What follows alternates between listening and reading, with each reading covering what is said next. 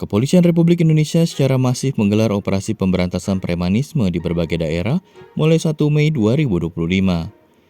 Kepala Biro Penerangan Masyarakat Divisi Humas Polri, Brigadir Jenderal Trunoyudo Wisnu Andiko mengatakan, operasi ini menyasar praktik premanisme yang dianggap makin marak dan berpotensi mengganggu stabilitas keamanan serta iklim investasi nasional. Fokus utama operasi tersebut mencakup pelaku pemerasan, pungutan liar, intimidasi, pengancaman, pengeroyokan, hingga penganiayaan, baik yang dilakukan individu maupun kelompok. Trunoyudo menegaskan, Polri berkomitmen membongkar jaringan premanisme secara menyeluruh demi menegakkan hukum dan ketertiban. Namun Direktur Lembaga Bantuan Hukum Jakarta, Fadil Alfatan, sanksi operasi yang digelar mampu menanggulangi praktik premanisme. Apalagi, belum ada penjelasan secara rigid tentang kata premanisme itu sendiri. Karena tidak ada definisi yang jelas, kata Fadil, petugas justru bisa memaknai premanisme sesukanya, sehingga berpotensi pada tindakan kesewenang-wenangan. Dalam Kamus Besar Bahasa Indonesia, preman dikonotasikan sebagai sesuatu yang tidak baik. Istilah ini digunakan untuk sebutan kepada orang jahat seperti penodong, perampok, dan pemeras.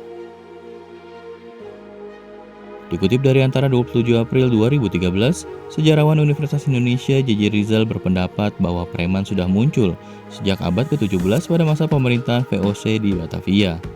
Preman menurut dia adalah orang yang tidak mengabdi pada struktur organisasi VOC sebagai perusahaan multinasional kala itu. Berdasarkan leksikon, kata preman berasal dari bahasa Belanda Frenchman. Lantaran orang Indonesia kesulitan mengucapkan Frenchman, lama-kelamaan istilah Belanda tersebut berubah menjadi preman.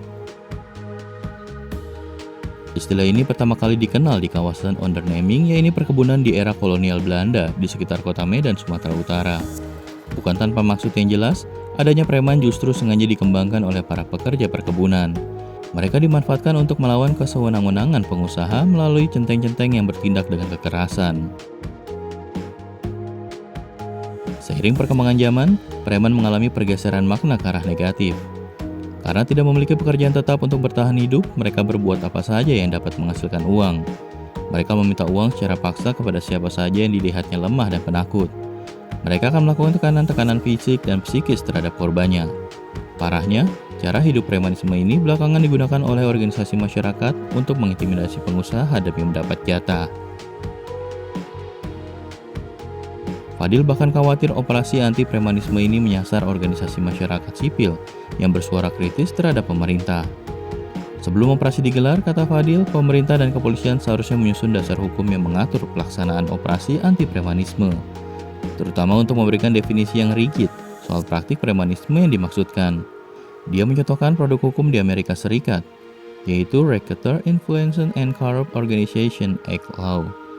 Aturan itu dijadikan dasar hukum bagi kepolisian untuk memerangi organisasi mafia di negeri Paman Sam itu.